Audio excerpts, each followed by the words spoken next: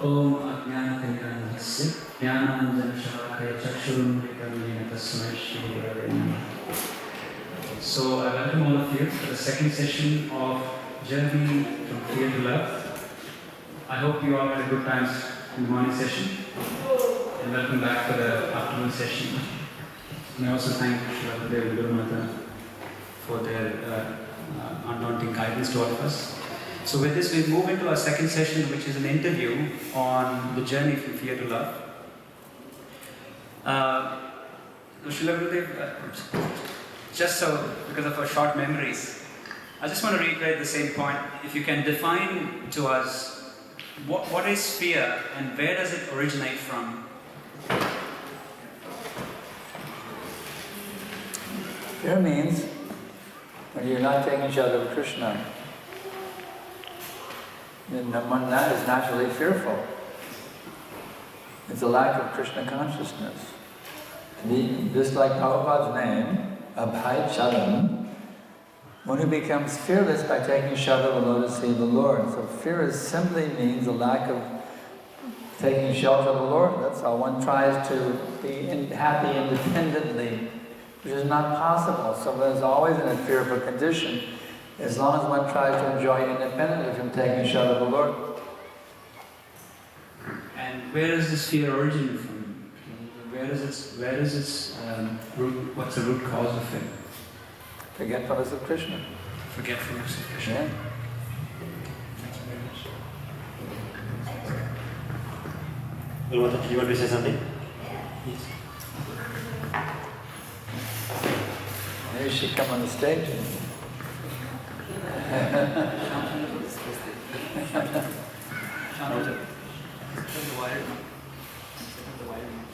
If one is in the darkness of ignorance, they will be fearful.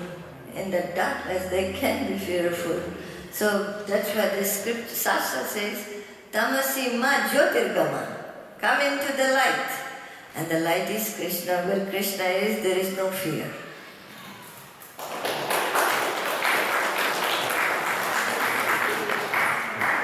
Your mother should give the interview.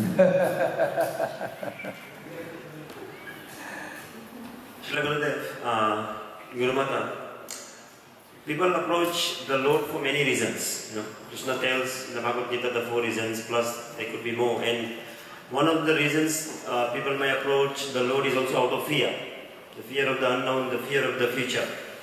Multiple questions on this. When people approach God out of fear, is that a genuine surrender? And what are their positions? We approach the Lord out of fear? Yeah. Is there a genuine surrender? That actually is the place where we do become fearless. So it's a natural thing that an intelligent and pious person will approach God when they're in a state of fear. That's actually a very good thing to do when one is in a great difficulty or disturbance of mind. One takes shelter of Krishna. That's actually a very good thing to do.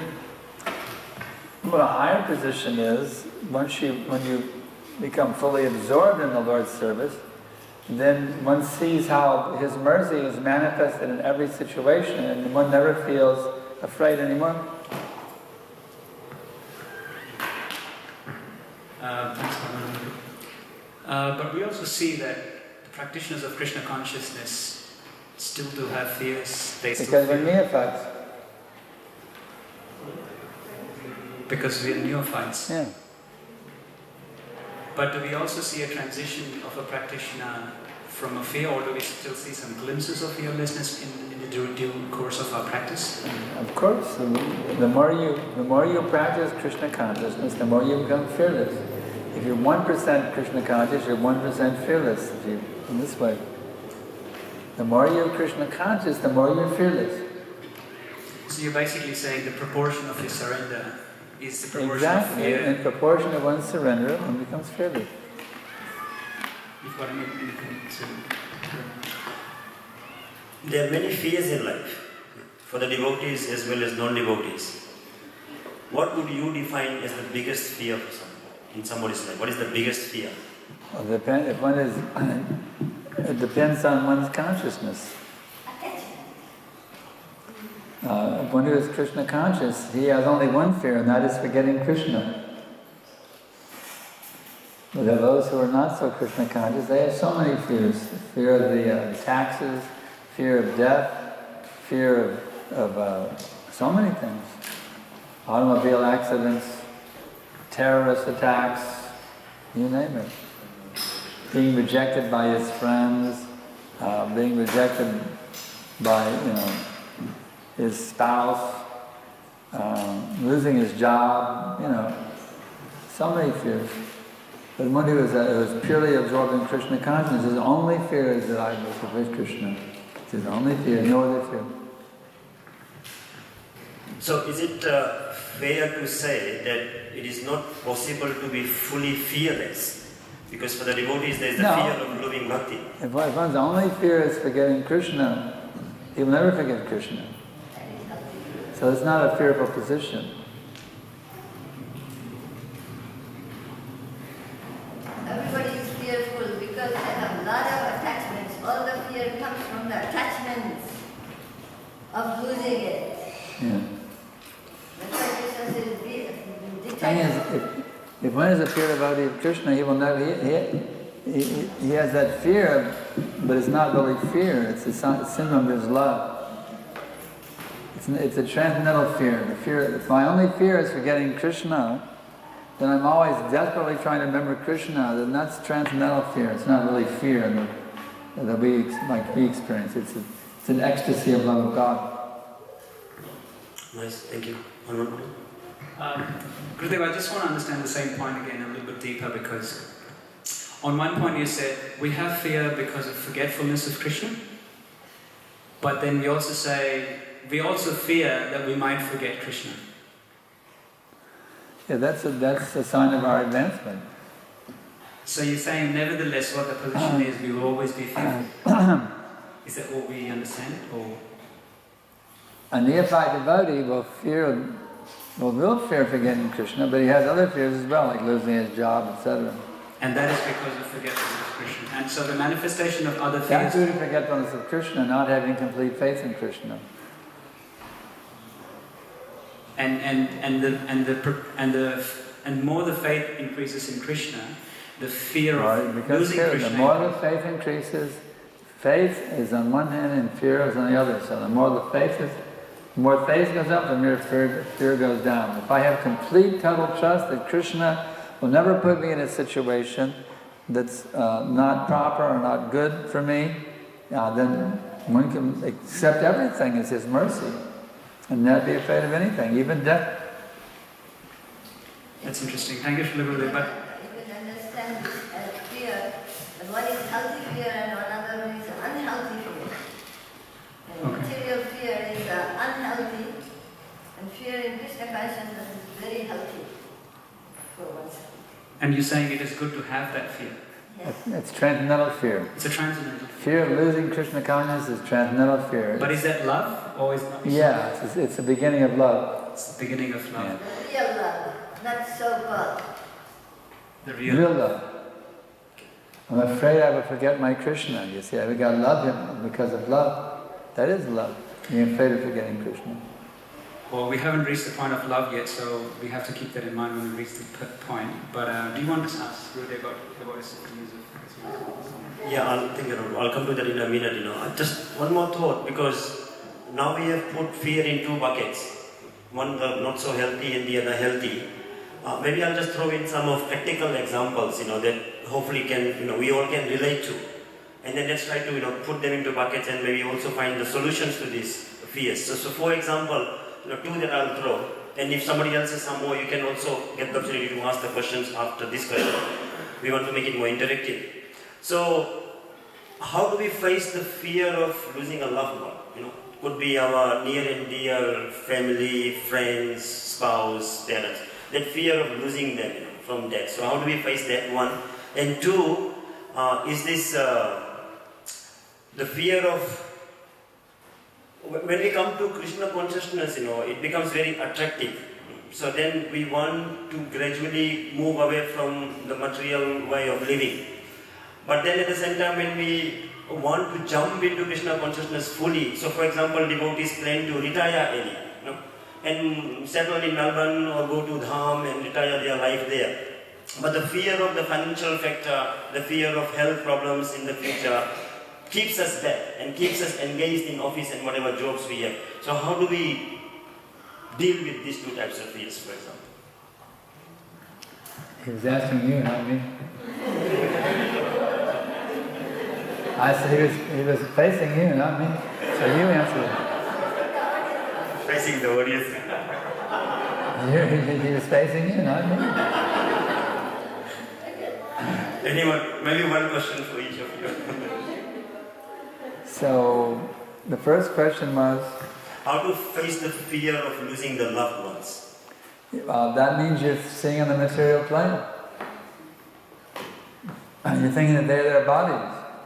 You're forgetting the fact that actually they're eternal spiritual beings, and that if you have devotee relation, a devotee spouse, devotee family members, that relationship will never be broken. Now, I'll give you an example. My godbrother Jai Gopal Prabhu, he was a householder in Los Angeles. He was killed in an automobile accident. And Prabhupada told his wife, he's waiting for you in Vaikuntha. So, these relationships we have, we may not be husband and wife in the spiritual world, but Prabhupada said we'll have another ISKCON there. So this sangha we have of devotees, it's never going to be broken by anyone's death. We may be separated temporarily for some time, but we'll all be together with Prabhupada in the spiritual world, and we'll remember our relationships here, and we'll relish even better relationships in the spiritual world. So what's the difficulty?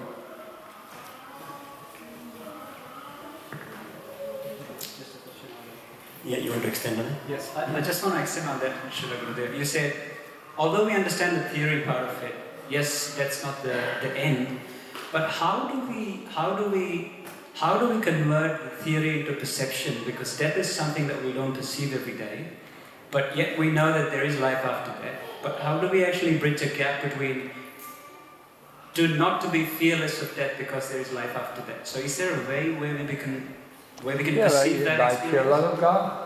The only way you can conquer fear is awakening pure love of Krishna. You can't do it like a Mayavadi by denying. The only way you can conquer fear is by awakening pure love of Krishna prema within your heart. Until Krishna prema is fully there, there's always going to be a tinge of fear. Krishna prema, pure love of God is the answer. Pure bhakti will kill all fears. Also, because we are still thinking I, me and mine, and then you will have a duality. Here is my enemy, here is my loved one. So then you will have fear. I am the proprietor. I haven't given up that proprietorship. This is mine and this is that. But then you will always be feared of somebody departing. Thank you. You understood that? Yes, Guru. As always, the question was again, yes, we understand that, but how do we convert that into perception? Because this... You have to follow Krishna's instruction. He said, give up the proprietorship. Get out of this duality. This is I and mine. Then only you can come to that platform. Understanding, getting out of ignorance, understanding this place is not the home for anyone. And what... Everybody is living and animal lives also. So we have to understand, come to that understanding, then there is no fear. But then what would be the symptom of that person who has understood that completely and who's perceived it? That it is by coming to Krishna consciousness. And what will be his symptoms? That he is already very deeply absorbed in love with Krishna. Fully understanding. Nothing is mine, nirmama.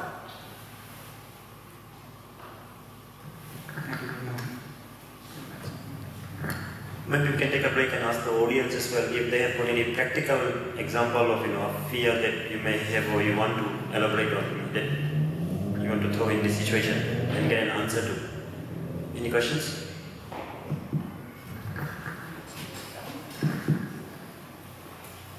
Maybe it will be easier if you come up for this one and then ask from here next if there's no more questions.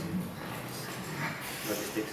Hare Krishna, Śrīmad Bhāgavatam. On the opportunity for the service, I have that fear that I might not do it right, and that stops me from doing it. So how should I overcome that fear? The fear of not doing things correctly, that's transcendental fear. That's very good. At the same time, you have to just become more and more expert how to do things. If you're truly fearful about doing things wrong, then you'll be very, very eager to learn and inquire and beg Krishna's help also that you can do things perfectly. We all make mistakes. We neophytes all make mistakes in our service. So to feel fearful of doing that is very good.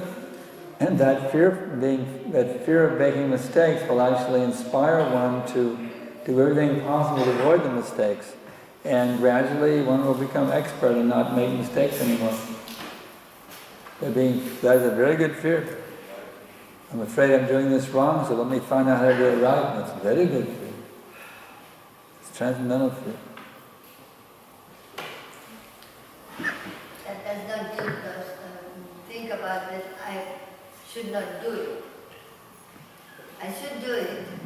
I must do it. If there is a wrong, somebody will tell me how to correct it. Jaya. Thank you.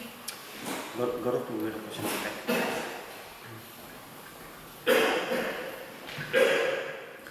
Thank you, Maharaj. Well, I always had a fear of hair loss.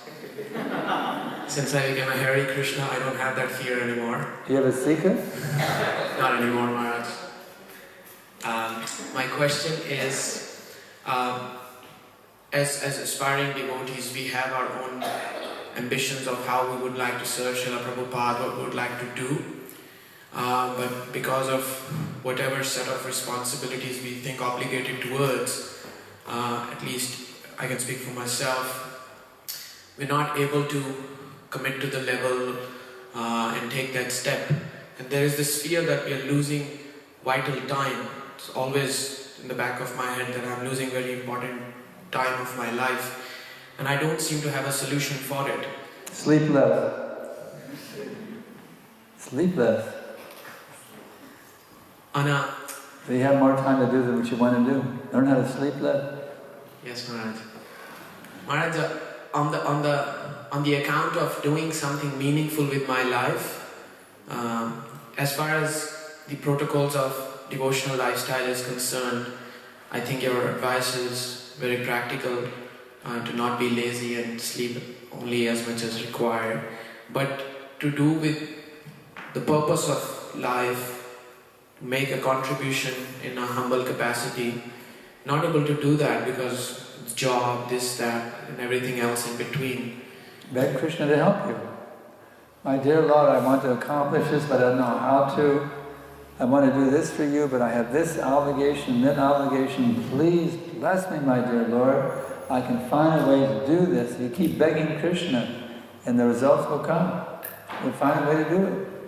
We have to act like Bhaktivedanta. He was also having a job, but yet he was preaching.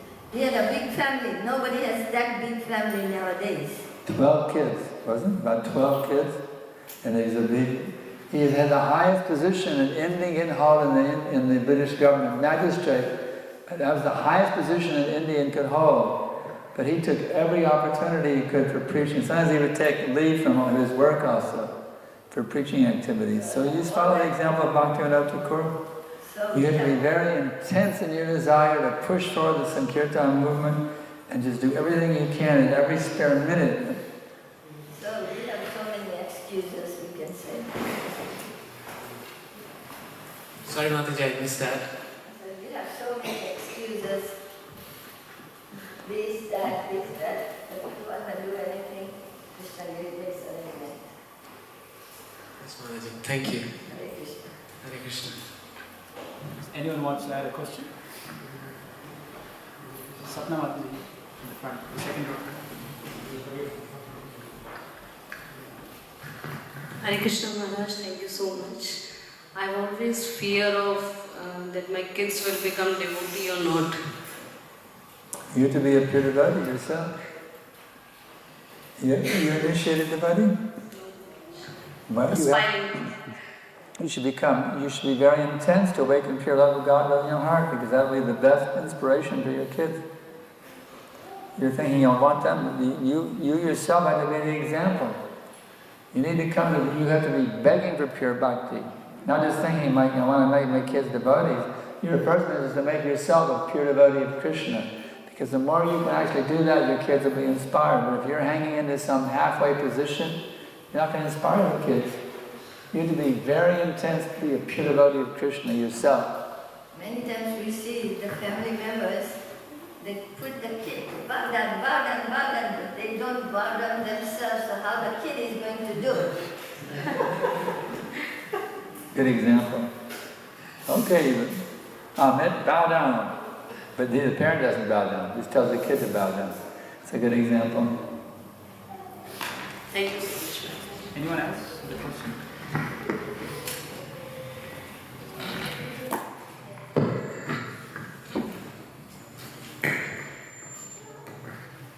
Thank you very much, Gurudev. I had a very key takeaway from the question that Gaurav Prabhu asked. You said, if I don't have the time and effort to do a good cause, I still have the effort of begging.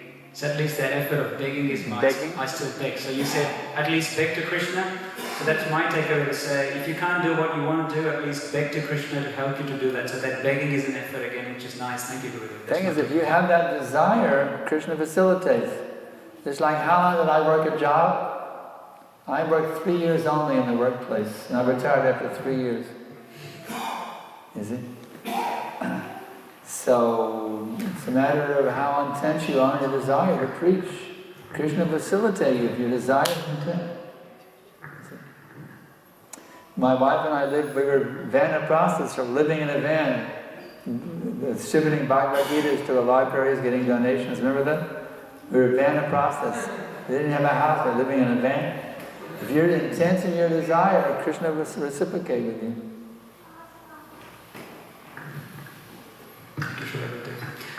Well, do you want to ask my personal friend about this? Gurudev, in your 50 years of Krishna consciousness, in your experience in Krishna consciousness, what were you can choose not to answer if you don't want, but what were some of the fears that you might have faced and how did you solve them? It's distorting a lot. What is it saying?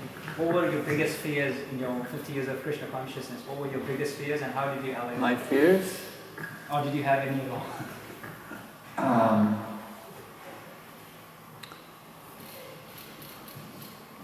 I can't think what would be a fear. I mean,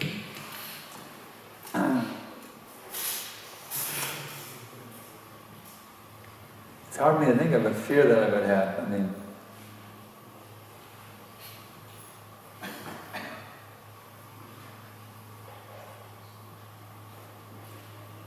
the biggest fear a disciple should have is displeasing his spiritual master, really. I can't think of it. I can't think of fears. To me, my biggest anxiety right now is how to make the world Krishna conscious. That's my big fear now. My anxiety is I'll leave my body without the world becoming Krishna conscious. That's my big fear. My desire is before I leave my body, I want to see the whole world as Krishna conscious. So my fear is leaving the world leaving this body before the world becomes Krishna conscious. That's my fear. We spoke about fears in the material world, and then in the material world there can be some good and some bad fears. Are there fears in the spiritual world? And what would be some of the examples if they exist? Oh, there may be some leelas in a so-called fear, but it's all leelas. Fear of bliss. It's all transcendental bliss. Even if there's what appears to be a fear in the spiritual world, it's just different ecstasies of transcendental bliss. Fear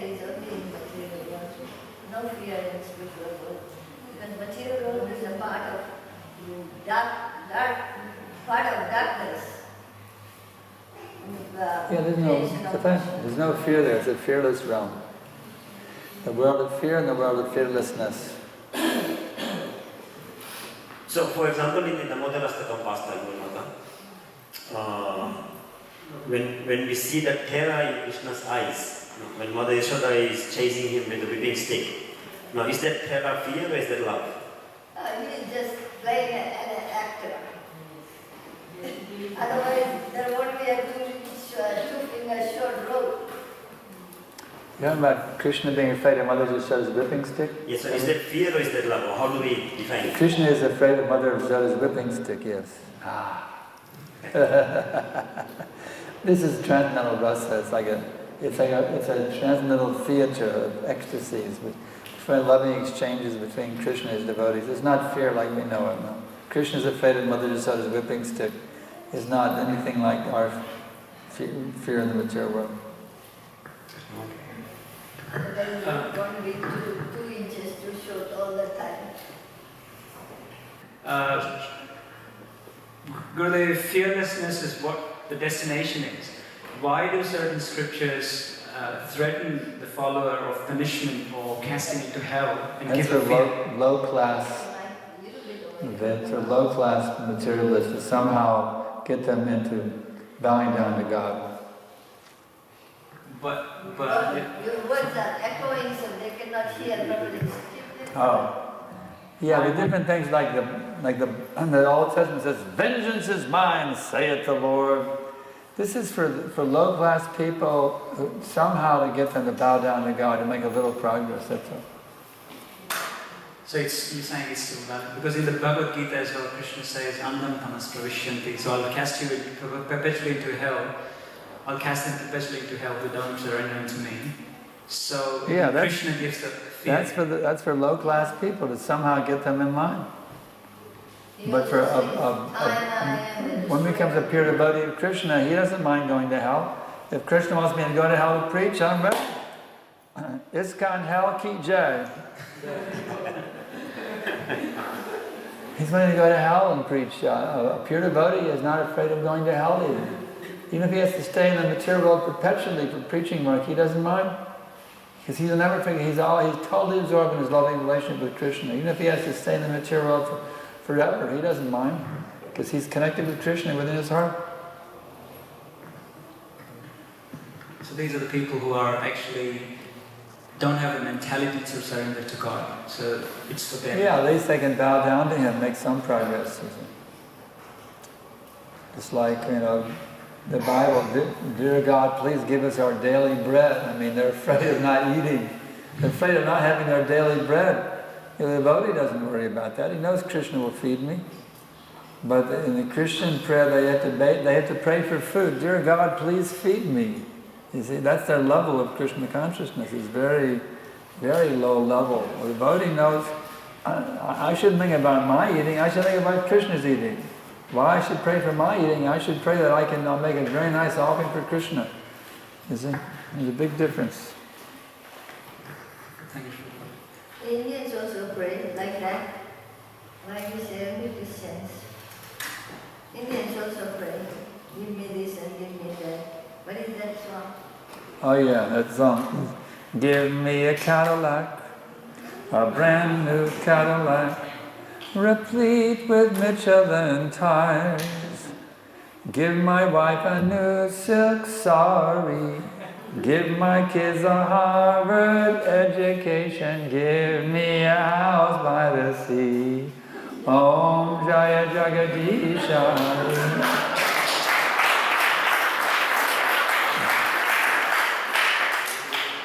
So this is going on in every religion. Hinduism, Christianity, Islam, everywhere there's praying God, give me, give me, give me. That's their mantra, it's the give me mantra.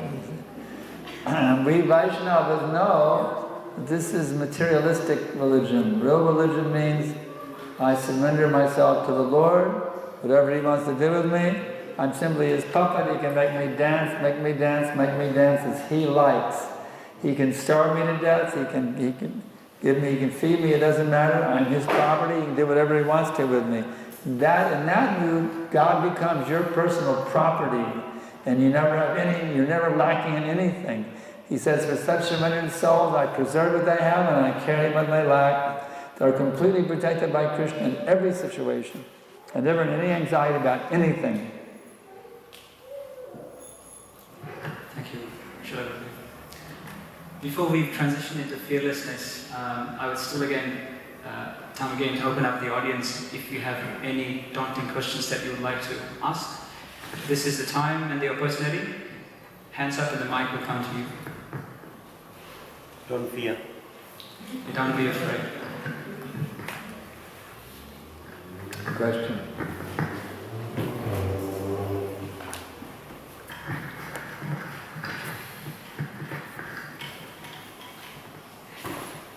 I fear that what if I cannot finish this process of Krishna consciousness? What if I can't continue what I am doing?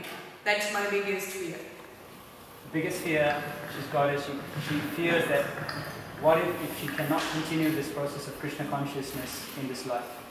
Something stops her. That's very good fear. Fear of losing Krishna consciousness is very good fear.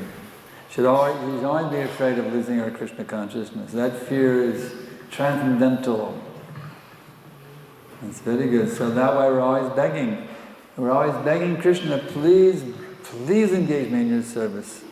You see, that's the way to get over that fear. You keep begging Krishna. Hare Krishna, Krishna Krishna, Hare Hare. Hare Rama, Rama Rama, Hare Hare. Always being afraid that I will not be in Krishna consciousness, always begging for Krishna consciousness engagement.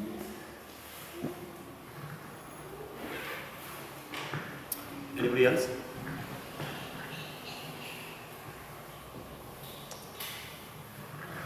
Everybody is fearless. They don't have any questions. I don't know if this question is appropriate, I don't know. But I just want to know the people who have been practicing for so long, like very realized souls, if they have spouses and things like that, for them, the spouses leaving the body and a devotee like me leaving the body, is it going to make any difference? Is it appropriate? I mean, like devotees like practicing for so long, like Guru Maharaj, Guru Mata, and for them, if one of them leaving the body and random devotee like me leaving the body, is it going to make any difference to them? Is it? What's the question? Is it going to be like? Difference to them, I don't understand who the them means. Any devotees, high realized devotees. So just to let me know if I've understood it correctly. So you're saying elevated devotees who are... If you're very elevated devotees, if they lose their loved ones... Yeah, and leaving some neighbors, leaving the body, and their spouse, someone leaving the body, is it going to make any difference to them? So... Yeah, okay. You got it. Correct me if I'm wrong. I think the question is, for advanced devotees, does it make any difference to them when their loved ones leave their body? Is that correct? Or someone else. The advanced devotee is the well-wisher of all living entities. His loved ones is all living entities in all of existence. That's his action. One who's actually advanced, his loved ones are all living entities, and he wants that all of them should leave the world in Krishna consciousness. When they depart this world, they should be in Krishna consciousness. And that is always his desire, that all living entities should leave this world in a state of pure bhakti.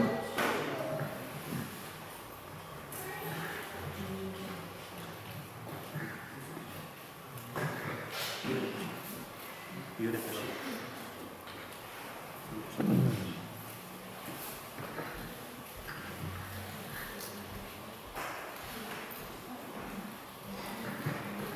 Prabhu, my connection, my relation with Krishna is more towards fear rather than love. So how can I turn that fear towards love? Because I'm just fearing something wrong will happen to my material life if I didn't chant 16 rounds, so I didn't follow the relative principles. His inclination towards Krishna is more driven out of fear than love. And he's doing the Krishna conscious process more so because he's fearful that he might lose his material acquisitions. So that's why he wants to do the process rather than loving Krishna. So he wants to know when and how you can move from fear to love. You should study that verse in the Bhagavad Gita where Krishna says, "For those who worship me with exclusive devotion, I preserve what I have and I carry what I lack." That's the verse you need to study a lot. Because the mood of exclusive devotion means I have one desire only, and that is to please my beloved Krishna. Every other desire kicked out.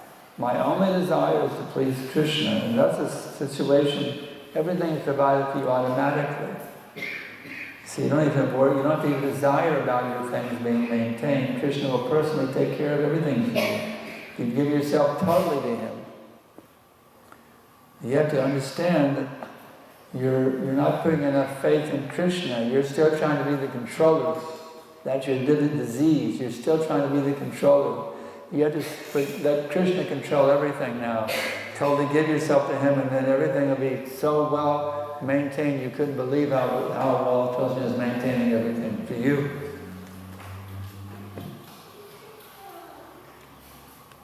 So how I will get the desire to love Krishna? So I'm not getting that exact desire that I can serve Krishna.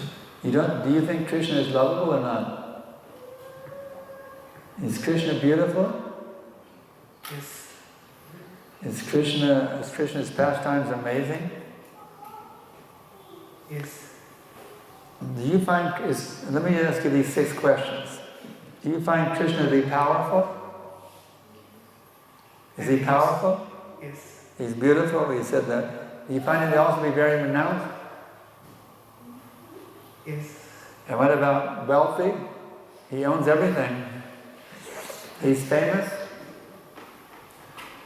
He knows everything. These are the qualities that make somebody attractive. Power, beauty, renunciation, knowledge, wealth, and fame. Anybody who possesses even one of these opulences to a great degree becomes attractive to us or lovable by us. You see. So Krishna has all the qualities that we are attractive. He possesses all of them unlimitedly. If you're not feeling love of Krishna, that means you're not even aware of Krishna. You need to read the Krishna book more and more and more and understand what is the great power, beauty, renunciation, knowledge, wealth, and fame of this person. Because the more there was even a song, to know Him is to love Him. Because you don't love Krishna because you don't know Krishna well enough. You have to increase your knowledge of Krishna by hearing about Him more and more, by reading about Him more and more, by taking His darshan more and more, by chanting His holy names more and more. The more you associate with Krishna in all these forms, you will naturally develop feelings of love for Him, but you're not associating with Him enough. That is your difficulty. He has the fear of losing. If he takes Krishna consciousness, he has a fear of losing the job, because he thinks he is the doer. Yeah. If I don't do this, then how will I maintain myself? That is the fear. But that is ignorance. Yeah. With your money, you cannot purchase your health also. Your hard work, you cannot forget your chapatis. You understand? You know that. With your hard work, you're not going to get anything. And you can lose the job whether you are Krishna conscious or you are not. They'll kick you out, they'll walk you out when they want. Either by that or either the job. You put you out. It's not by taking shelter with Krishna, but Krishna is the real maintainer of you. And you are thinking that you are maintaining yourself. You cannot maintain yourself. The air that He gives, how much money do you pay for the air that you breathe? Nothing. Okay, so how you can maintain yourself? Why your work is not paying for the air that you breathe? Huh? It's given by God. Yes, it's given by God, so why don't you want to serve Him? Why you are fearful?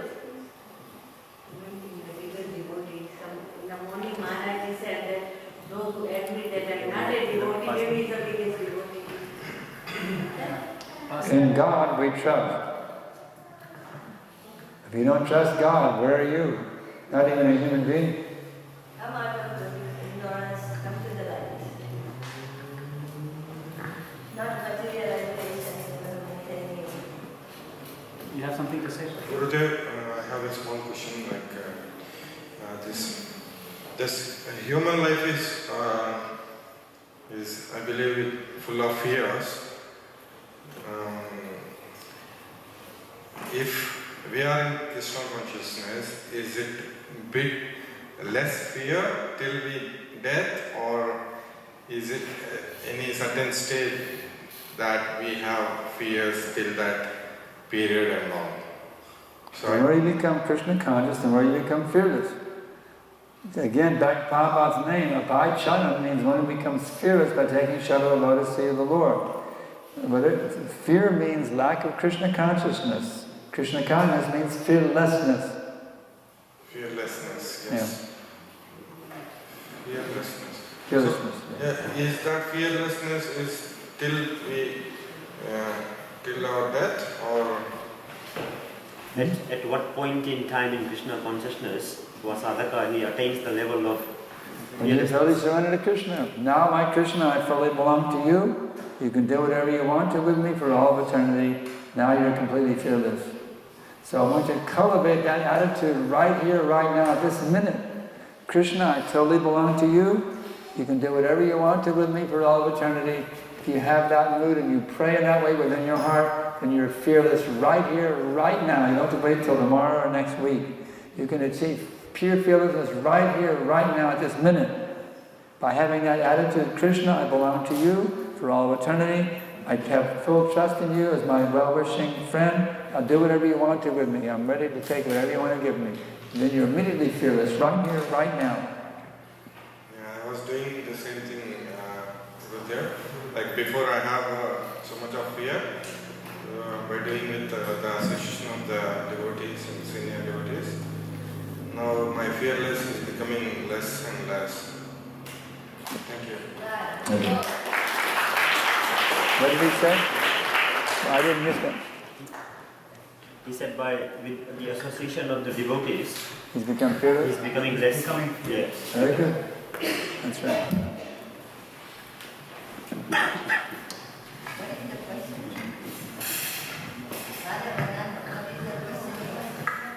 Just translate it. Yes. Maharaj, the question is about health. Like, a lot of time you worry about, like, if your health challenges are there, then you're not able to serve Krishna, and then something bad will happen, then you're not able to serve at all. So you won't be able to fulfill your obligations, not even to the close ones, to bring them to Krishna consciousness, but also you won't be able to serve Krishna. So you have that fear of health challenges. So how do we overcome those challenges as we grow? Stop misidentifying with your body. You're not that body.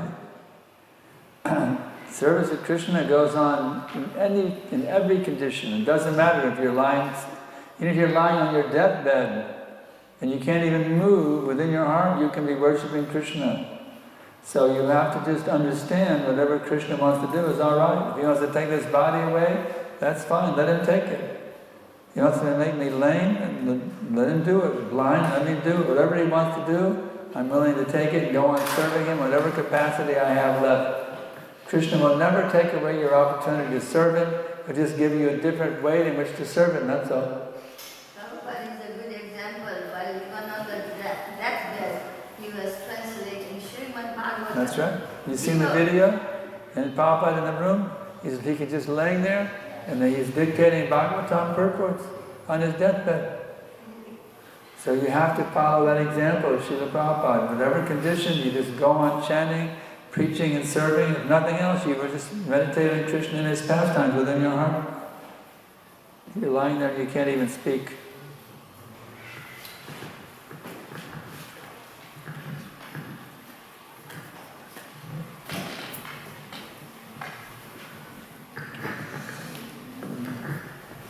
I just want to quote an anecdote or an example to understand the difference between transcendental fear and material fear. Transcendental fear is not really fear. Can we take this example like if someone's a diamond merchant and someone's a diamond merchant? A diamond merchant? And there is a thief trying to steal the diamond. The diamond merchant has a fear that his diamond is going to get stolen, and the thief has a fear that someone might be It's a natural thing. Just like when you're driving, you have to be afraid of an accident. Then in Krishna's service, you can utilize fear. When we're driving, you have to be afraid of falling asleep at the wheel, so you get a good nap. Those things are natural things. But you have to be aware of what's going on and be conscious of what's going on. If you're a merchant, you have to make sure they don't steal your diamonds. If you're driving your car, you have to make sure you stay in the correct lane. You don't go into the other lane and you have a head-on collision. These are natural things you do in the service of Krishna. If one is Krishna conscious, even the merchant will not be fearful. I can remind you of this pastime of Sanatana Goswami. He had a diamond, valuable big diamond, he had kept it in the garbage can. And one person he came to know that Sanatana Goswami has the most valuable thing, that he can give it to us. So this person went to Sanatana Goswami and he said, I know that you have a most valuable thing. So he asked Sanatana Goswami to give him. So he gave that diamond from the garbage. He told him to take it from the garbage can. So he took that diamond and on the way he started thinking, if this is the most valuable thing, then why he was keeping in the garbage can? So he came back and asked Sanatana Goswami that, is this the real valuable thing that you have given me? If it is that valuable, then why you are keeping in the garbage can? So Sanatana Goswami asked, are you ready to get the most valuable thing? And then Sanatana Goswami, he said, yes. Then he said, take this diamond and throw it in the ocean. Then come back and I'll give you the most valuable thing. And then he gave you Krishna consciousness. Chant, Hare Krishna, Krishna Krishna, Hare Hare, Hare Rama, Rama Rama, Hare Hare. So he took that is it. So one who is Krishna conscious doesn't care for a pebble or a stone or a diamond. Thank you. Gurmata, one question. Just extending on one of the earlier questions regarding the consciousness and the mood of the pure devotees, when they lose their loved ones. So two of the pastimes that came to mind. One was, when the battlefield of Kurukshetra, when Arjuna lost his children, there seems to be that apparently he was lamenting. And in the pastime of Ramayana, as well, when Lord Ram loses his father, when he was in exile, that again he shows signs of lamentation. So how do we understand those kind of lamentations from the pure devotee and the Lord himself? This we can hear from that anybody who is attached to material things, they're going to lament. It shows that Lord Ram was also showing that, although he is the Lord, he was showing us the example because this attachment, there is a lamentation. Setting up the example for us to learn. So Arjuna was also setting up. So Krishna spoke about the Gita to become free from all the attachments from the family life. Okay, very nicely explained, Gurmata, thank you. So I think now we will transition from fear to love, and then to fearlessness to love. And I'll let Hanuman Prabhu take it. Thank you, Srila, for wonderfully explaining us about the fear. Now, when we're trying to transition from fear to fearlessness, while we say fearlessness is the absence of fear, we also see some people like terrorists, skydivers, or paratroopers dive from the sky, and they are really fearless about their death. So, what's the difference between their fearlessness and the spiritual They're not really fearless about their death. They may make a show, but not really. No one is fearless of death in this material world. But we see terrorists. Everyone's afraid of death. Terrorists are suicide bombers who... It's a show only. Everyone's afraid of death. Because they misidentify with it. Anyone who's identified with a material body has fear of death within them. On some level, they have fear of death, everyone. So what would be the difference? So they are fearless. They are not fearful. fearless. They are fearful. They make a big show, but actually within their heart, anyone who misidentifies, because the self is eternal and the body is temporary, anybody who misidentifies with the material body must necessarily be fearful. Because that conception of existence submits them to mortality when they're actually immortal. Well, we still see suicide bombers killing themselves fearlessly. The people who kill themselves and kill so many in many. That's out of frustration. They don't die. They don't commit suicide in a state of fearlessness. It is in a state of complete disturbance of mind. They're so miserable. Those people are not fearless at all, and they become ghosts. Those who commit suicide become ghosts, and they cause great fear in the minds of everyone by their presence. They're very fearful people. Ghosts are in a very fearful condition, and they spread fearfulness everywhere. Thank you. Now, Madam, you want to go to the topic of love? We have something. I think that's a good point. Good time to move into love. So, moving from fear to love, Gurudev, how do we define love? And what are the symptoms? Love means love of Krishna. Love means I fully give myself to Krishna. He is my Lord. Unconditional surrender to Krishna, that is love. So what would be some of the symptoms in a person, who is approaching the Lord out of love compared to those who approach him out of fear? What are the symptoms? The one who approaches out of fear is asking, give me, give me, give me, give me. He wants something for himself. One who is approaching in love doesn't want to ask anything from Krishna, he just wants to give himself to Krishna only. He's not in the mood of taking, he's in the mood of giving to Krishna. The materialist is in the mood of taking from God, the pure devotee is in the mood of giving to God. That's the difference. Take and give, that's the difference. And for someone for a new devotee who is in both moods, sometimes he's out of fear. So he has to increase his giving mood and decrease his taking mood to the point of nil. That's the process of advancing in Krishna consciousness. You increase your giving mood and decrease your taking mood until the taking mood is 0% and the giving mood is 100%. Then you're a pure devotee. Yeah. Sometimes people move away from religion out of fear of being exploited by the so-called religious people. They do what? They do what out of religion?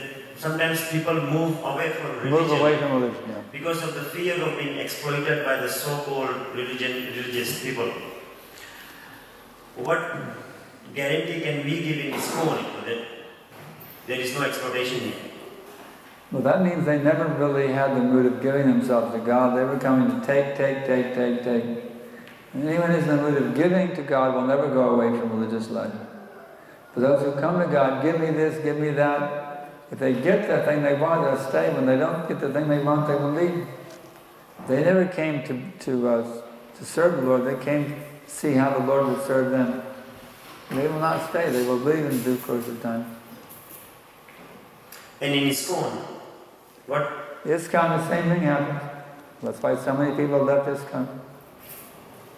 They came, what ISKCON will give to me? Not what I can give to ISKCON.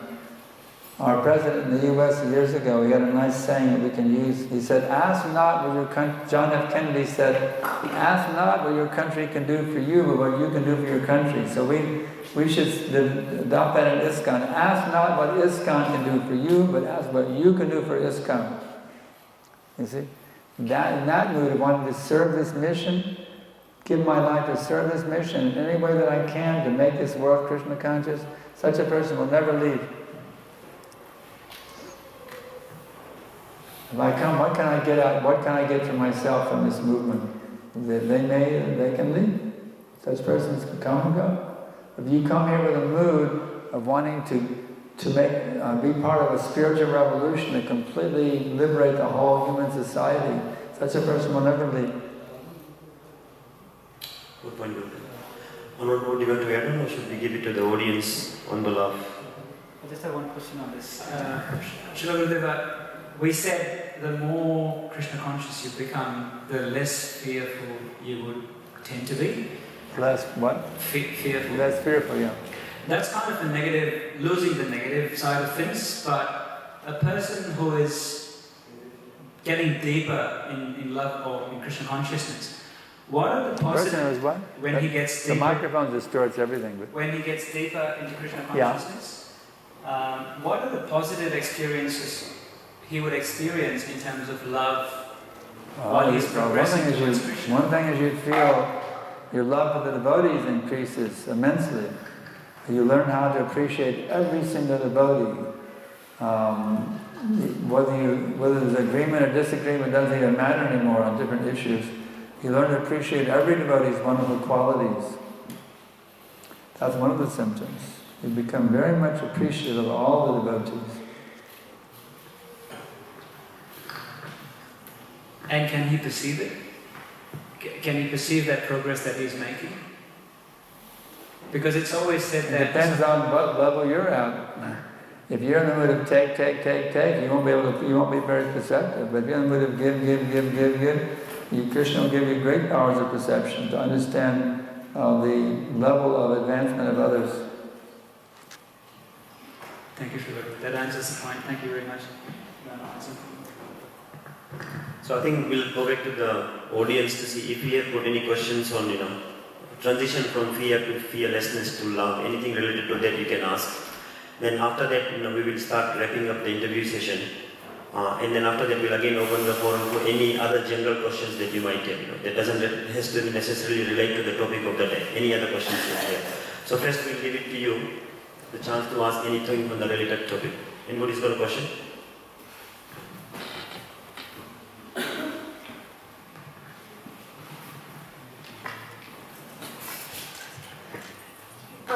Gurudev, how do we get rid of fear and develop more love for Lord Krishna by reading Bhagavad Gita? How do we get free from fear and develop love of Krishna by reading the Gita? By reading it more and more and more and more and more, and naturally that will happen. The more you read Gita, the more you become fearless, the more your love for Krishna will awaken. Just keep on reading it every day. But reading, not only reading, but acting on it too. You have to go to the right. And then by applying what Krishna says, then it will become, when you actually apply what you're reading, not only you're reading it, but now you're living in the Bhagavad Gita. And your whole life becomes Bhagavad Gita. Krishna is driving, you see that Krishna is driving your chariot, is he? And Krishna is now controlling my life, I'm under his direction. He wants me to go this way, I'll go this way. He wants me to go that way, I'll go that way. You accept Krishna as your chariot driver, so to speak. And Krishna now is your Lord and Master. Whatever he wants you to do, you're willing to do it. Doesn't matter what it is. Now you totally belong to him and you do whatever he wants you to do. Now you're actually living in the Bhagavad Gita. Actually, Krishna is driving as a super soul. He is driving the chariot of this body. Yeah. So, either we can have Krishna driving the chariot with the knowledge or with ignorance. Next.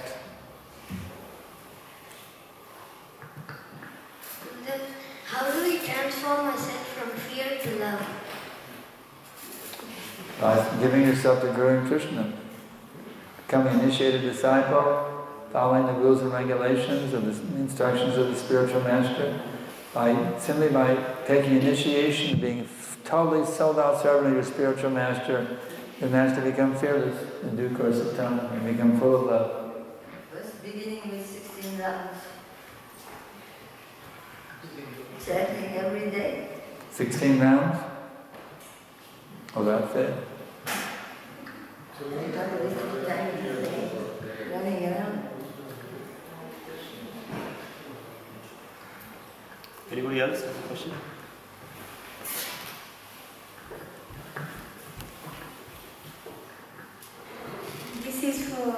Guru Mata and Gurudev. Can I ask one question? That I know you want to spread the Krishna consciousness all over the world. Apart from that fear, do you have any other fear? This is for Guru Mata? What is the question? Apart from spreading anxiety of spreading Krishna consciousness around the world, do you have any other fears?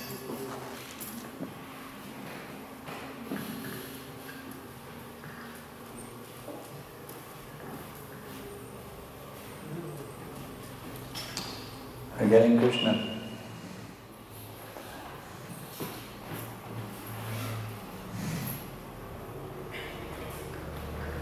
Thank you.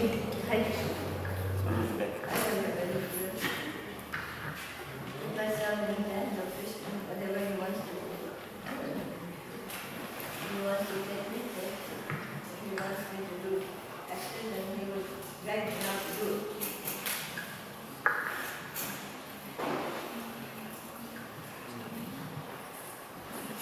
Next.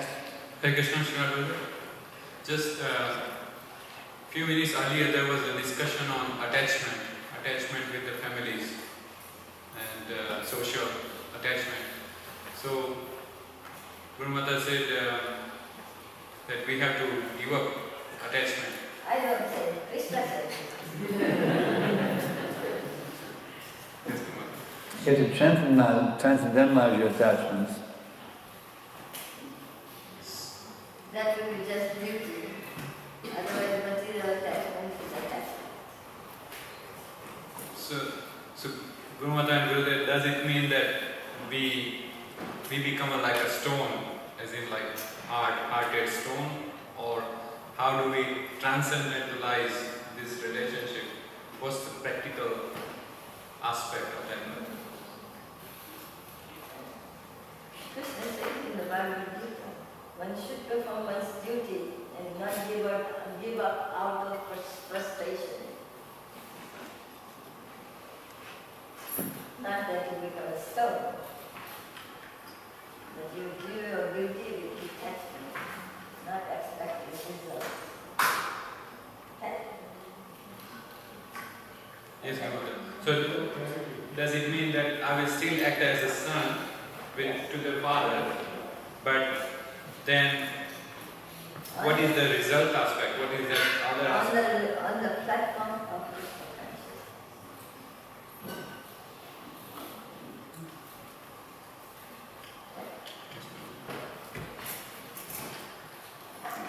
Next.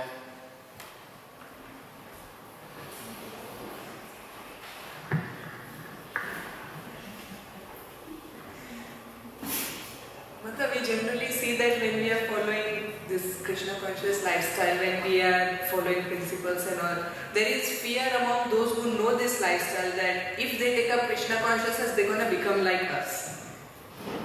And they're going to become like us, like they'll have to give up their sense gratification. They have that fear.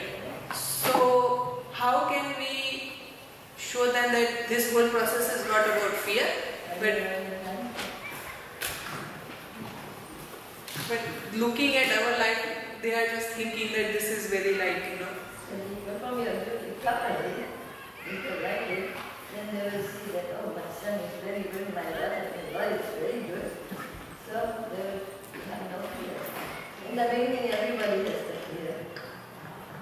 I know many devotees, they have been practicing and their family members are fearful, but after a while they see that how nicely they are serving, they also start thinking.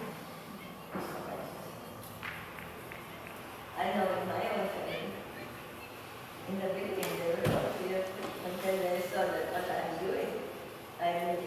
I'm eating prasadam, so they said this tastes more better and they started all taking prasadam. So there is no fear. So it depends on our own example. Yes. And then gradually they also become Krishna conscious also. Hare. Fully devoted. Again, one personal questions. I would like to know, Guru Mata and Gurudev, do you have any attachment to each other at all? Attachment to the devotees are very good. We want to have that attachment and we everyone would have the association. It's a natural attachment. Because my wife is a great devotee of Krishna, so it's a natural attachment.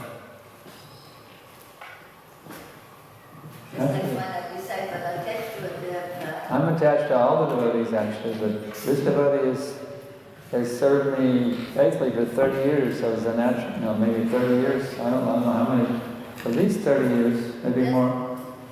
So naturally it's an attachment. Just like and the same example would be the disciple must be attached to the spiritual master. The disciples are attached to the Guru is attached to his disciples also. It's a natural attachment. We're attached to Krishna and we're attached to everything that's connected with Krishna. It's a spiritual attachment. It may be like more divorces than attachment. Thank you. You also said the biggest fear that a disciple can have is displeasing his spiritual master. So He's leaving his spiritual master. Displeasing, yeah. So, what would be your advice to a sincere seeker to make sure he doesn't displease his spiritual master? Always pray to Krishna. That you have to be in the mood of always worshipping your Guru. That we have Nirvastikam prayers. My only desire is to have my consciousness purified by the words emanating also in the Guru Puja. My only desire is to have my consciousness purified by the words emanating from his lotus mouth. These prayers are teaching us how we have to feel about our spiritual master. We should study these prayers, know the meaning, and meditate on these meanings, and keep these meanings in our heart. And just for interest of the audience purposes, I'm also in the process of realizing how important is it for someone to have a spiritual master or a spiritual guide. How does one go about doing it? How important is it to have a spiritual master? How does one get to have a spiritual master? Absolutely. Sorry? Absolutely, it's important. Absolutely important.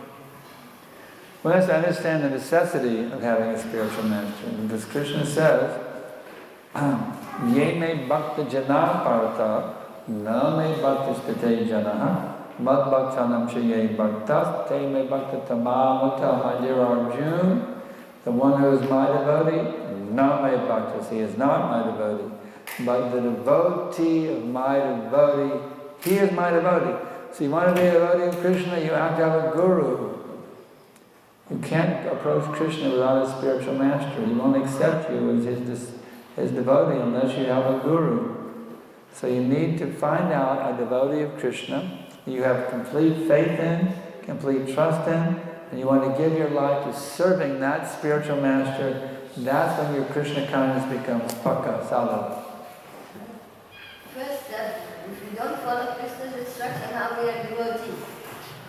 You're not even a devotee if you don't have a spiritual master. Not really a devotee yet. The devotee means the devotee of the devotee, otherwise Krishna said you're not even a devotee. So everybody who wants to become Krishna conscious should select a spiritual master from our devotees in ISKCON or gurus in ISKCON, and then give your life to serving and pleasing him with your every thought, word, and deed in all times, places, and circumstances. First instruction from Krishna is that approach a bona fide spiritual master and inquire from him. That's the instruction. Krishna's first instruction for Arjuna is that approach a bona fide spiritual master and surrender unto him, inquire from him, and render service submissive. Tadvadi panipattena paripashnena sevaya upadekshanti te jnanam ganina tapadarshana. What is the devotee mean? Follow the instructions. In the beginning I was thinking I'd just be a devotee of Krishna, but then the devotees said that then you have to be a disciple of the spiritual master, but I was stubbornly thinking, no, I'll just be a devotee of Krishna.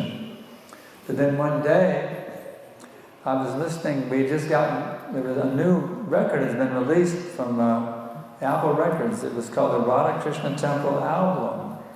There was a cut on the album, Samsaradava Nalalita Loka Tranaya karyunya gana ganadvam prapasya karyana gunanavasya vande kuroshti charanarvindam. So I was vacuuming the temple room rug, thinking I'll just be a devotee of Krishna, I won't take a guru, because I don't want to, I just want to be Krishna's devotee. I don't want to be under the guru's order. I was feeling that independent foolishness. But then when I heard that album, how the devotees were singing, and when I heard their feelings of love for Prabhupada, I realized they were tasting a nectar that I had no access to at all, because I wasn't giving myself to Prabhupada. So I realized when you give yourself to the spiritual master, then you taste a nectar which is beyond anything of this material existence. So as I was hearing that, these words just permeated my whole psyche. Wouldn't it be beautiful if I gave my life to Prabhupada? And the tears just came streaming on my face. I said, when can I get initiated? So if you don't take a spiritual master, you are cheating yourself out of the ecstasy of actual Krishna consciousness. That was my realization. So I became a disciple out of greed, or you could say envy.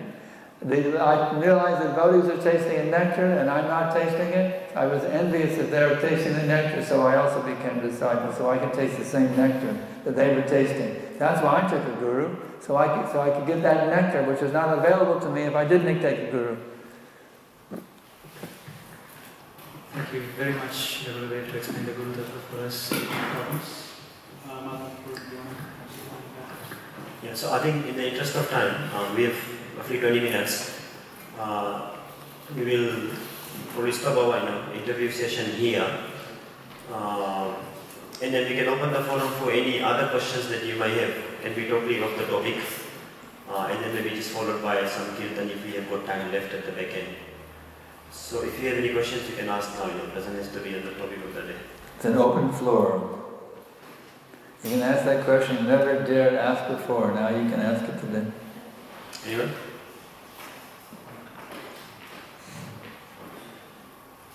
Yeah.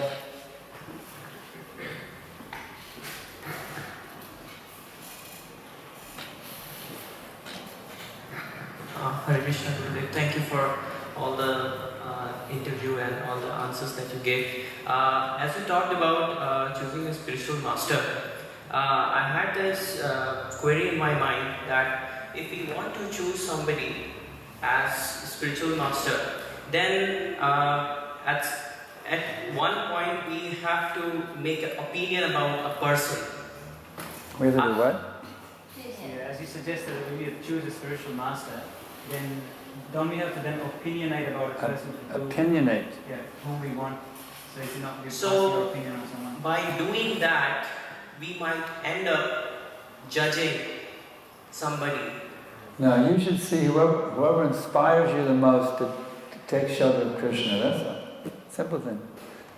Which guru inspires me the most to totally give myself to Krishna? It's a simple thing. According to my nature, what guru inspires me the most to surrender to Krishna?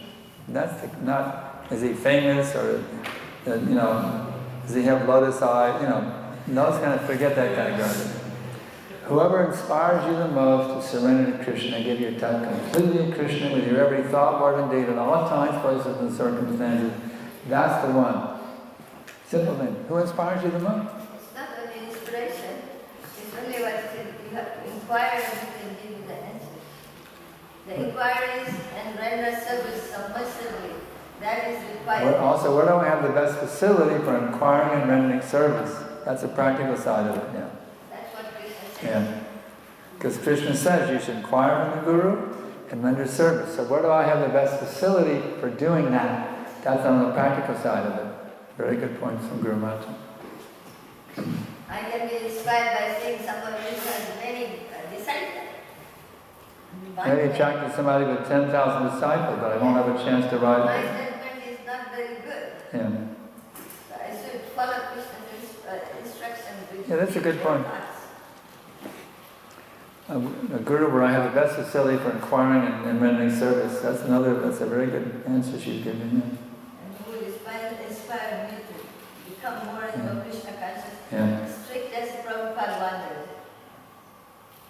not just for musically. Of course, in my time it was easy, it was just Prabhupada. Because I like the kirtan, I like this or I like that. That's not the way to choose the guru. It has a nice fragrance and this detergent. He has a nice smile, or, you know. Where do I have the best facility to acquire and render service? That's a very good answer. Yeah. Thank you. Yeah. May you be blessed with the realization of where you... Are you chanting 16 rounds regularly? Not regularly, no. Oh, now that's why you can't decide on guru. You're not even up to the minimum standard yet. You should come to the standard of chanting. Have you chanted 16 rounds today? Not yet. Today you must, starting today, you must chant 16 rounds every day without fail. And then Krishna will guide you who's your guru. That's my order. You have said it, but will you do it? Do you agree? Yes or no? Accept my order or not? I will try my best. No. When an Indian says try, that means lie. I will do it. I want you to hear say, I will chant 16 rounds a day, every day from now on without fail. I will do it. I want to hear that. Or if you don't want to say it, say I'm not going to do it. I will do it or I'm not going to do it. Let me hear which one it is. I will do it. Yeah.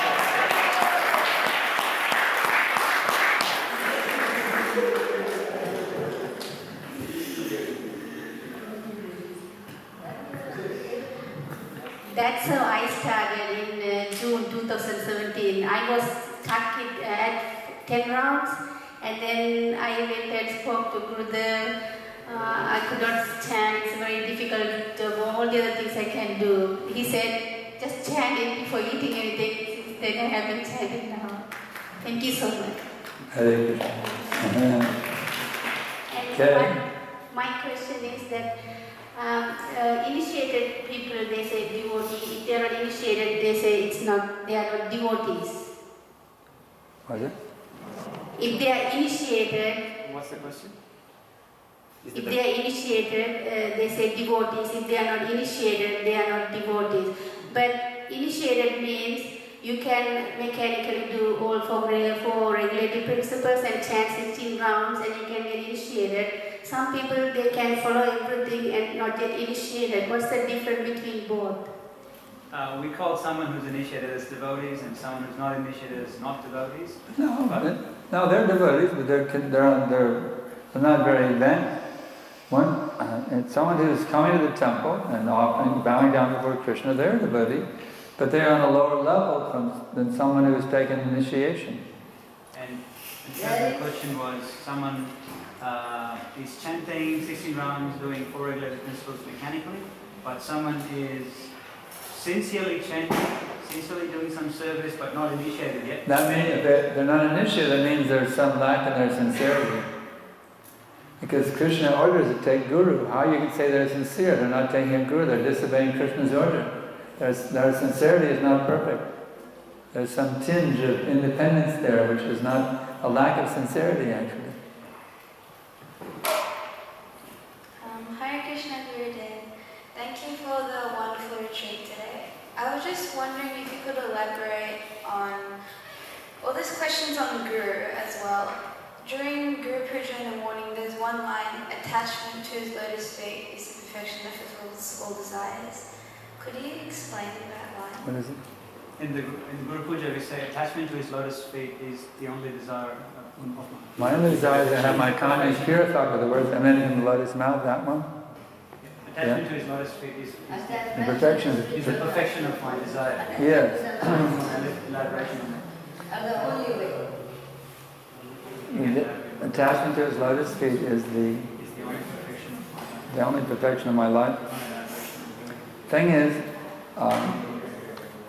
as Krishna says, unless you're the devotee of my devotee, you're not my devotee. So when you're absolutely, totally attached to the spiritual master, that's when your Krishna consciousness becomes perfect, and you become absolutely perfect in your spiritual life. When you're totally sold out to the spiritual master, that is your spiritual perfection. That answer the question? Anyone?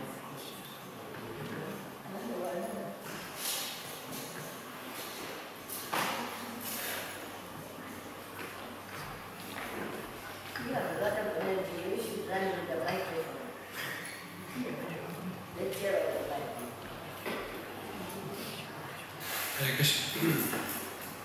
Hare Krishna Gurudev. These are the questions which I have faced through different devotees. First one is, how soon one should get initiated by a bona fide spiritual master? That is the first question. As soon as possible. Right from childhood. As soon as possible. That's what Nalandana said. Pamara said. That can come any time. So one should get initiated as soon as possible. Next question. The second is whether the spiritual master, bona fide spiritual master, has to be a sannyasi or even a grihastha. A spiritual master is considered a spiritual master. Spiritual master doesn't depend on ashram. Actually, when Prabhupada, when the original gurus that Prabhupada established who could take initiation, give initiation after his departure, some of them were householders, actually 2 were householders. It was sannyasis and householders in that mix that Prabhupada first established could take give initiation after his departure. So one does not have to be the scriptures never say it has to be a sannyasi. One who knows the science of Krishna, he can become guru. It doesn't say he has to be a sannyasi.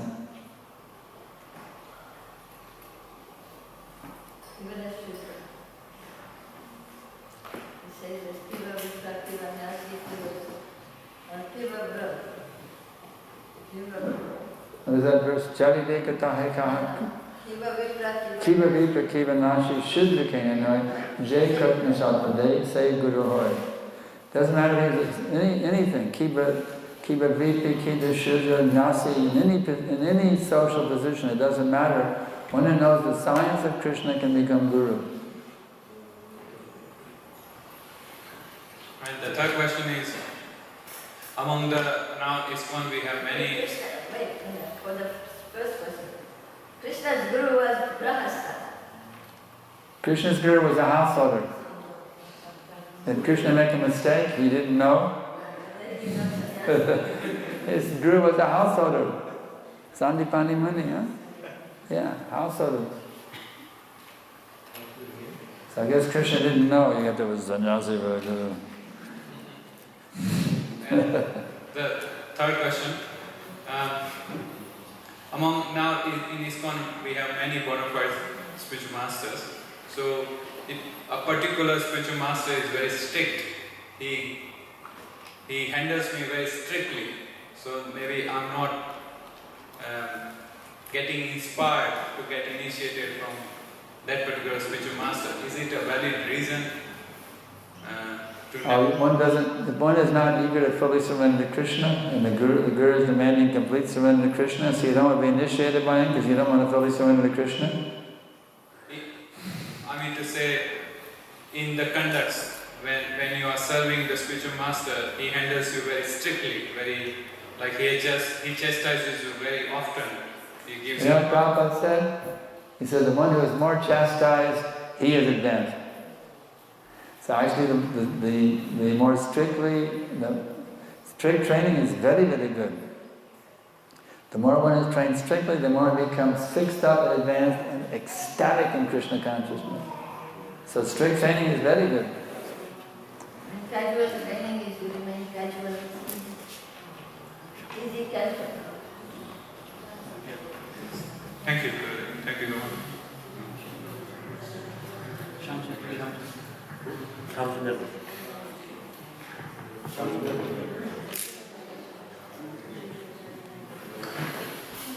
Hare Krishna Maharaj, Pranams. Thank you so much for such a wonderful class. I had a small question which has been bothering me for some time.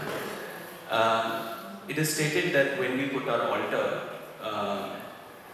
the Vishnu Tattva should not be mixed, or with him any Shiva Tattva or any demigods should not be kept in our altars. That is how we have been tutored. But on Snana Yatra, we see Lord Jagannath in the form of Ganesha because of the desire of the devotee.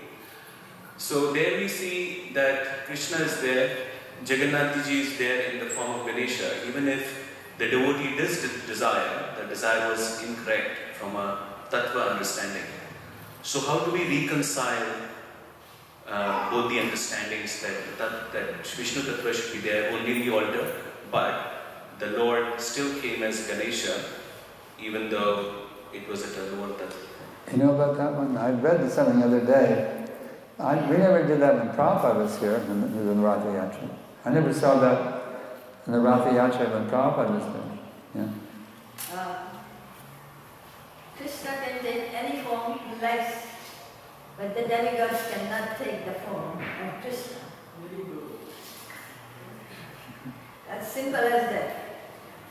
So we are not on that level that Krishna has to come for me in a Ganesha form, because I love Ganesha.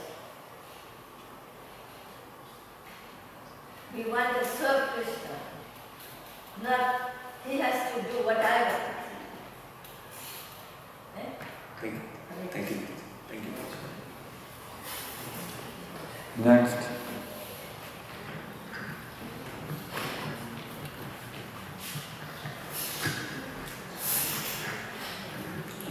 Hare Krishna, Gurudev. My question is, I've been asked by some people. Asked by who? I've been asked by some people. What is your religion? What is your religion? Yes. Yeah. And second thing is, so I could not answer properly.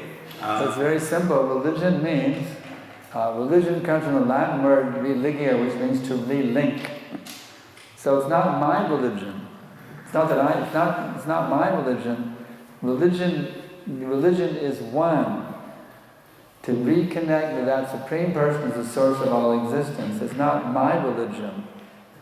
Religion, it means to, just like the parts of the body cooperate to serve the belly, when the living entities understand that their natural, healthy position is to engage in a loving relationship with that person as the source of their existence. That is actual religion. It's not my religion. It's the religion of everyone, whether they know it or not. But if these people will understand, like they say that, they ask me what is your religion, and if I explain this, will these people understand? Will they understand if I do this explanation? It depends on if they have any intelligence or not. You can tell them, well, you are part of a whole. Are you the complete, my dear sir, are you the complete whole? Or are you part of the complete whole? You can start off on that level. Are you part of something greater than yourself, or are you the complete total reality yourself? Everything exists within you. You can start off on that level, yeah. Depends on the person. He is very agnostic. You can say just like you gave that answer in Fiji. But what is your practice? And you said, know who you are and be who you are. Yeah. I was challenged in Fiji at the airport. We were getting ready to fly on an overnight flight from Nandi, Fiji to LA. And this atheist, he saw me there with my Hare Krishna girl, and he came with a big grin in his face, like, yeah, I'm going to get that Hare Krishna, What's your religion? Or something. And I said, know who you are and be who you are. And he went, he couldn't say, he wanted to defeat me, he wanted to smash me. I could see it in his face. I said, know who you are and be who you are. And he couldn't say a word.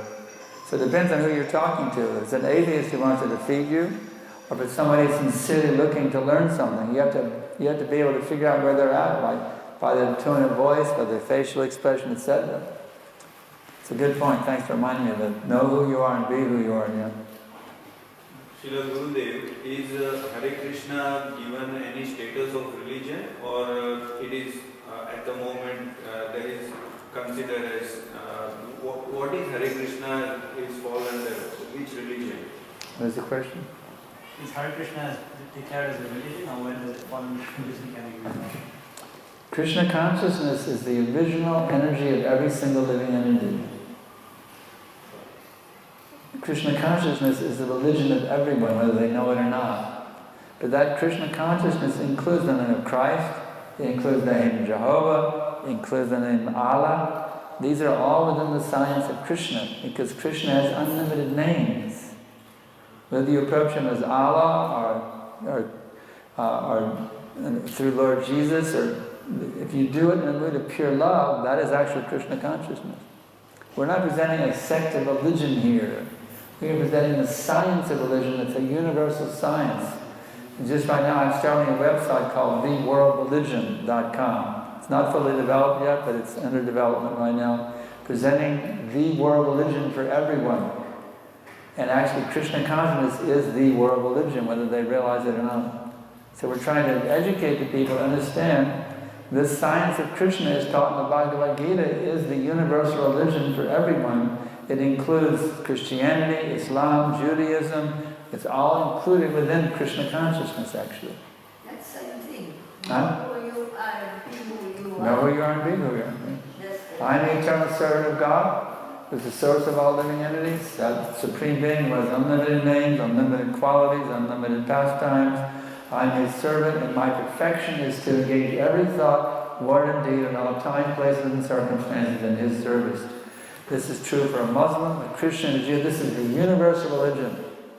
And that's what we're teaching here.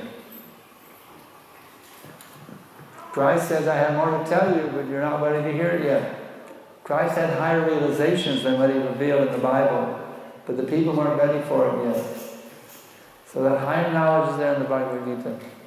Rajya Vidya Rajago Yam. And this is the king of education, the most secret of all secrets. It is the purest knowledge, and because it gives direct perception of the self by realization, it is the perfection of religion, and it is joyfully performed. That is our position. Srila Gurudev, thank you for those wonderful answers. Guru Mata, thank you also for those very profound answers. I know there is a question, but unless you are eager to take it, we'll have to start stopping for logistical reasons. Maybe we'll take the last question in a short one. Should we pray for our initiation, or should we think like Guru and Krishna knows everything? When the right time will come, it will happen. Should I pray for initiation? No, just chant 16 rounds and follow the principles and go through the standard discount procedure for getting initiated. That's all. You don't need to pray for it. Just chant your rounds and tell your authorities you're getting ready and how you meet the requirements that get recommended. It's a simple thing. And the second part of the question was, should I just leave it to Krishna and the Guru? No, you must be very aggressive to become initiated as soon as possible.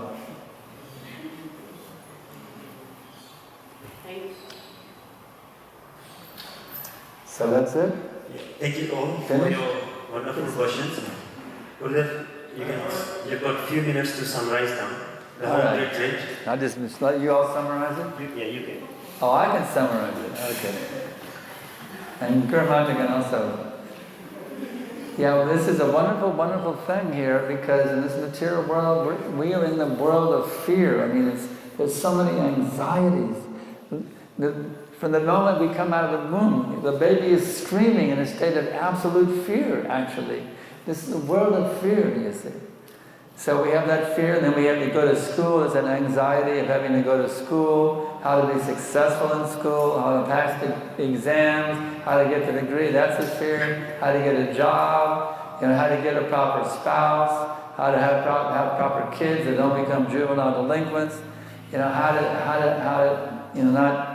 not have an automobile accident. There's so many fears, and then finally the fear of death. It's just all these fears. We're just bombarded with an ocean of fears. But if you just say, okay, I don't really belong to this world, so it's natural, it's not really that compatible with my nature, so don't worry about it. This is simply is that song, a constant journey This is simply a pathway that I'm going through right now, back to Krishna. And there's a very nice verse in the Bible in this connection. Yea, though I walk through the valley of the shadow of death, I will fear no evil, for thou art with me. Thy rod and thy staff, they comfort me.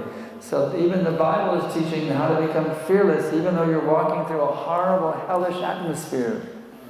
Always taking shelter of Krishna, having full faith in Him that He will protect you in every situation, giving your love to Him with your every thought, your every word, your every deed, in all times, places, and circumstances. Even at your job, if you have that mentality, you'll never be afraid of anything in any situation, and you become a very powerful preacher who can turn so many people to Krishna consciousness. So please you all do that. Become fearless, become powerful preachers. Let's take this movement and make the whole world Krishna conscious. Let's now deliver the whole world to please Srila Prabhupada and Lord Chaitanya Mahaprabhu. Ki Jai.